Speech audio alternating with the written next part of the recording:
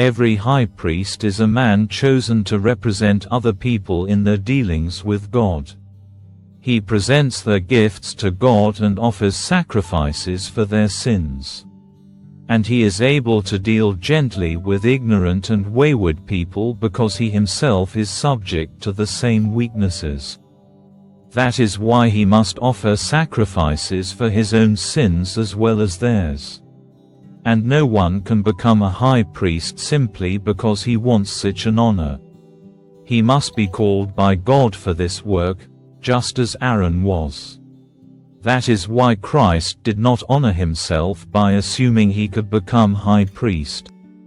No, he was chosen by God, who said to him, "You are my son. Today I have become your father." And in another passage God said to him, "You are a priest forever in the order of Melchizedek." While Jesus was here on earth, he offered prayers and pleadings, with a loud cry and tears, to the one who could rescue him from death. And God heard his prayers because of his deep reverence for God. Even though Jesus was God's son, he learned obedience from the things he suffered. In this way, God qualified him as a perfect high priest, and he became the source of eternal salvation for all those who obey him.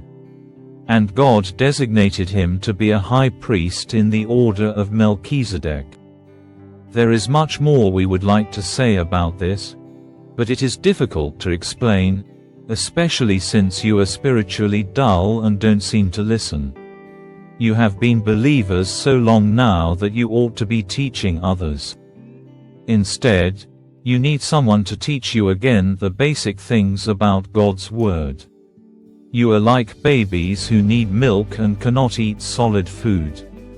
For someone who lives on milk is still an infant and doesn't know how to do what is right. Solid food is for those who are mature, who through training have the skill to recognize the difference between right and wrong.